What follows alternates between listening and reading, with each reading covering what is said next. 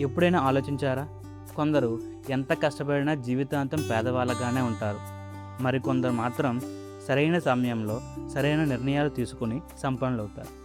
అసలు ఈ తేడా కష్టంలో కాదు, ఆలోచించే విధానంలో ఉంది. ఇదే విషయాన్ని 2300 సంవత్సరాల క్రితమే ఆచార్య చాణక్యుడు చెప్పాడు. మగధ సామ్రాజ్యంలో ధనగుప్తుడు అనే వ్యాపారి ఉండేవాడు. అతను చాలా తెలివైనవాడు. రోజంతా కష్టపడేవాడు. వ్యాపారంలో మంచి లాభాలు కూడా వచ్చేవి. కానీ ఎంత సంపాదించినా అతని చేతిలో పైసా మిగిలేది కాదు. ఎప్పుడూ అప్పులే. దీనితో విసిగిపోయిన ధనగుప్తుడు తీవ్ర నిరాశతో ఆచార్య చాణక్యుడి దగ్గరికి వచ్చాడు. ఆచార్య, నేను పగలు రాత్రి కష్టపడుతున్నాను, సంపాదిస్తున్నాను కూడా, కానీ చేతిలో మాత్రం డబ్బు నిలవడం లేదు. ఎంత సంపాదించినా దరిద్రం మాత్రం నన్ను వదలడం లేదు. నా జీవితంలోనే ధనయోగం లేదా అని బాధగా అడిగాడు. చాణక్యుడు చిరునవ్వు నవ్వాడు. వెంటనే సమాధానం చెప్పకుండా ఒక చిన్న పాత్రలో నీళ్లు తీసుకునిరా అని అన్నాడు. ధనగుప్తుడు నీళ్లు తీసుకొచ్చాడు. కానీ ఆ పాత్ర అడుగున ఒక చిన్న రంధ్రం ఉంది. చాణక్యుడు ఆ పాత్రలో నీళ్లు పోస్తూనే ఉన్నాడు. ఎంత పోసినా ఒక చుక్క కూడా నిలవలేదు. వచ్చిన నీళ్ళన్నీ ఆ చిన్న రంధ్రం గుండా కిందకి కారిపోతూనే ఉన్నాయి. అప్పుడు చాణక్యుడు ధనగుప్తుడి వైపు చూసి, ధనగుప్త, నీ జీవితము ఈ పాత్ర లాంటిదే. నువ్వు ఎంత కష్టపడి ధనం సంపాదించినా నీలో ఉన్న చిన్న చిన్న చెడు అలవాట్లు ఈ రంధ్రంలా నీ సంపాదన మొత్తాన్ని బయటికి కార్చేస్తున్నాయి. రంధ్రాన్ని మూయకుండా పాత్ర ఎప్పటికీ నిండదు.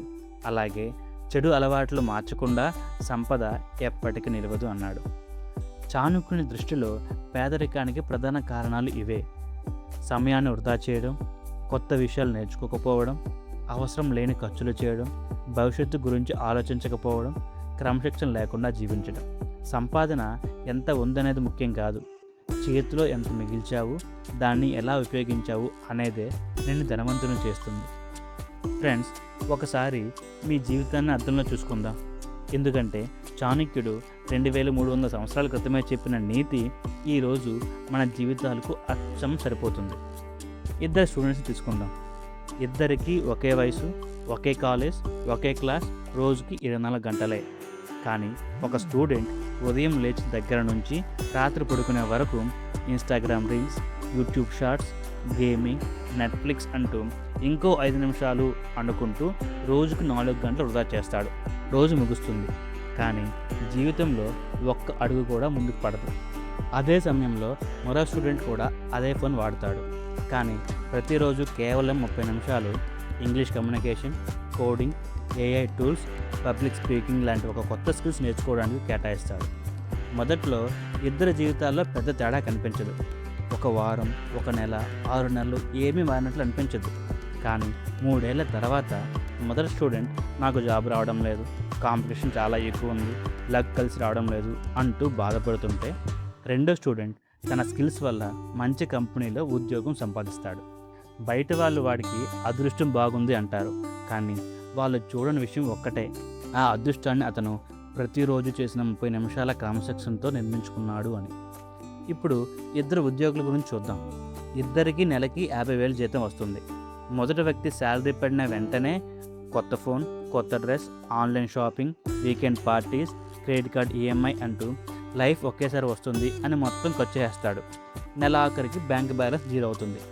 మళ్ళీ తర్వాత శాలరీ కోసం ఎదురు చూస్తూనే ఉంటాడు.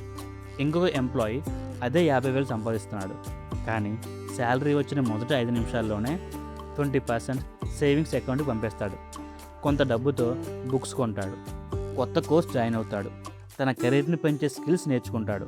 మిగిలిన దానితోనే తన జీవితాన్ని ప్లాన్ చేసుకుంటాడు. మొదటి నెలలో తేడా కనిపించదు, మొదటి సంవత్సరం కూడా పెద్ద మార్పు ఉండదు. కానీ 5 ఏళ్ల తర్వాత ఒకరి దగ్గర ఈఎంఐస్, లోన్స్, స్ట్రెస్ మాత్రమే ఉంటాయి. మరొకరి దగ్గర సేవింగ్స్, కాన్ఫిడెన్స్, ఫైనాన్షియల్ ఫ్రీడమ్, కొత్త ఆపర్చునిటీస్ ఉంటాయి.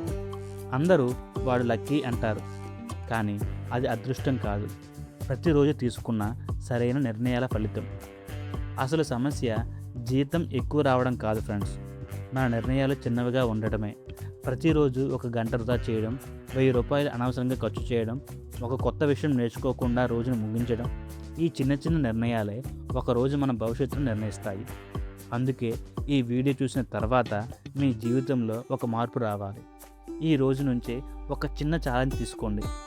ప్రతిరోజు కనీసం 30 నిమిషాలు మీ భవిష్యత్తులో ఆదాయం పెంచే ఒక స్కిల్స్ నేర్చుకోండి.